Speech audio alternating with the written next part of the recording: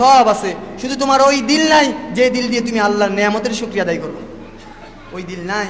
এজন্য আল্লাহ রাসূল বলছেন, আলা ইন্না ফিল জাসাদি মুদগা, ও আমার উম্মত শুনো, শরীরের মধ্যে একটা গোশতের টুকরা আছে। ইযা সালুহাত সালুহাল জাসাদুহু, যখন গোশতের ওই টুকরাটা ঠিক হয়ে যায় তো সব ঠিক হয়ে যায়। ওয়া ইযা ফাসাদাল ফাসাদাল জাসাদু কুল্লুহু, আর যখন ওই গোশতের টুকরাটা নষ্ট হয়ে যায় তো মানুষের সব কিছু নষ্ট হয়ে যায়। আলা ওয়াহিয়াল কলব, ও আমার উম্মত শুনে রাখো, এটা হলো অন্তর।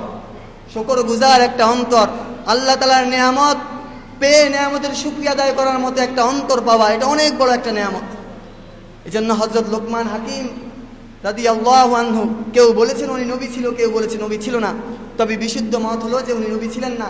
আল্লাহ তাআলা ওনাকে হিকমা দান করেছেন। তো উনি গোলাম ছিল আর সারা দিন ওনার মালিকের কাজ করত, আর সন্ধ্যাবেলায় সমস্ত মানুষ এসে ওনার কাছে জমা হতো আর পরামর্শ চাইত। তো উনি মানুষকে পরামর্শ দিতেন।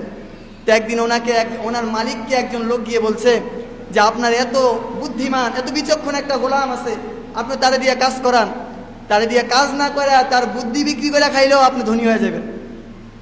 তখন হযরত লোকমান হাকিম রাদিয়াল্লাহু আনহুর মালিক একদিন তাকে ডাক দিয়েছেন।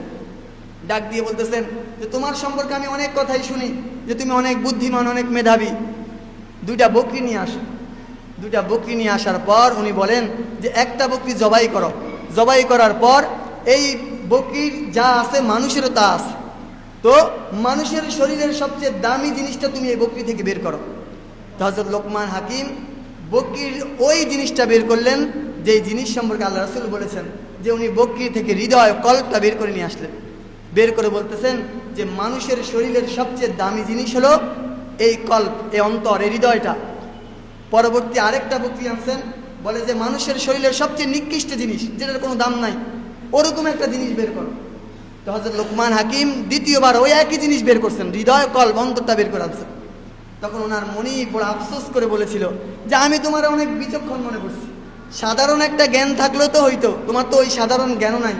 তোমার বললাম মানুষের শরীরের সবচেয়ে ভালো জিনিসটা বের করো, তুমি তার অন্তর, হৃদয় বের করে নিয়ে আনছো। তোমার বললাম মানুষের সবচেয়ে খারাপ জিনিসটা বের করে নিয়ে আসো, তখন তুমি তার অন্তর বের করে নিয়ে আসছো।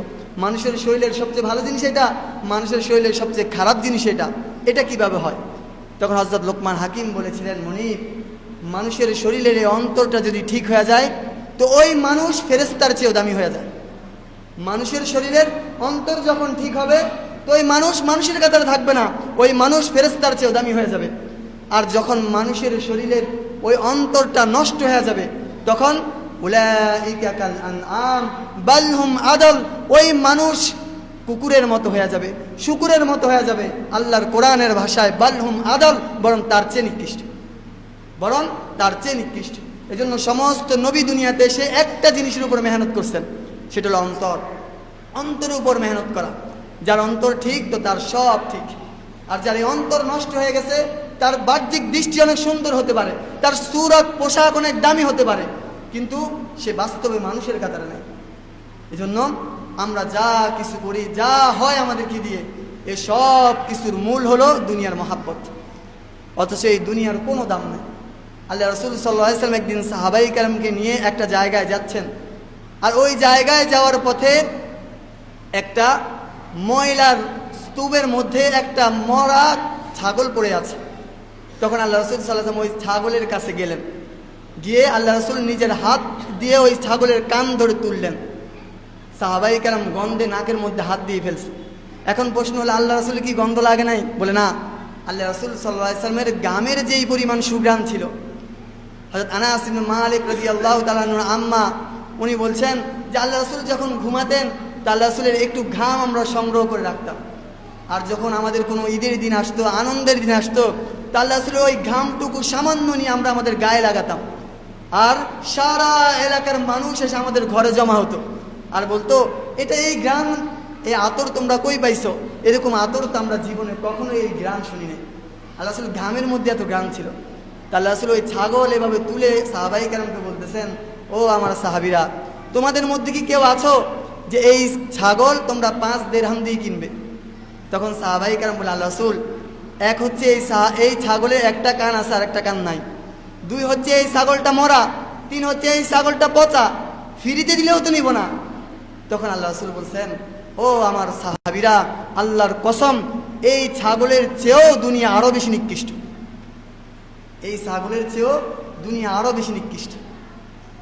আমি আমার একটা ঘটনা মাঝে মাঝে শোনাই, সেটা হলো, আমি যেই বাড়িতে থাকি, এটা আমার না, এটা আমার আব্বা। আমার আব্বা কই পাইছেন? আমার আব্বা আমার দাদা থেকে পাইছেন। আমার দাদা কই পাইছেন? আমার দাদা তার বাবা থেকে পাইছেন। তাহলে উত্তর কি হলো? আমি যেই বাড়িতে থাকি ওই বাড়িটা হলো আমার দাদার বাবার, এটাই তো। কিন্তু আমার অবস্থা শুনেন, যে আমি আমার দাদার বাবার নাম জানি না। এটাই বাস্তবতা। আপনার জানেন কিনা আমি জানি না, আমি জানি না। তাহলে কি হলো? যে আমি যার বাড়িতে থাকি আমি তার নাম জানি না, এটাই বাস্তবতা। আজ থেকে 100 বছর পর আমাদের নামও কেউ জানবে না। আজ থেকে 100 বছর আগে আমরা ছিলাম না, আগামী 100 বছর পর আমরা থাকবো না, কেউ আমাদের নাম জানবে না। তো কি থাকবে? থাকবে যদি কিছু আমল করি, আল্লাহ তাআলাকে সন্তুষ্ট করে যাই। আমরা জান্নাতে ছিলাম, আবার জান্নাতে যাব ইনশাল্লাহ। এই দুনিয়ার সামান্য একটু সময় আল্লাহ তাআলা আমাদেরকে পরীক্ষার হলের মধ্যে রাখছে, আর এই পরীক্ষার হলের মধ্যে বসে যা মন চাই তা করতেছি। একটা মূল কথা হলো কি, যে মন চাই জীবন, এটা খুব ভয়ঙ্কর। মন চাই জীবনের শুরু এবং শেষ খুব ভয়ঙ্কর হয়। আর রব চাই জীবনের সামান্য একটু পরীক্ষা আসে, কিন্তু শুরুও সুন্দর, শেষও সুন্দর।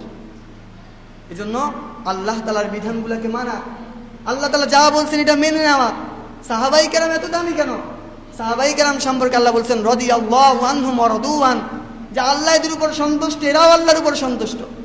উলাইকা কাতাবা ফি কুলুবিহিমুল ঈমান, যে আল্লাহ এদের অন্তরের মধ্যে ঈমানকে গেঁথে দিয়েছেন।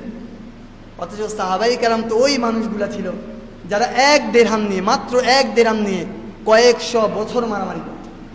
বাবা মারা যেত, সন্তানকে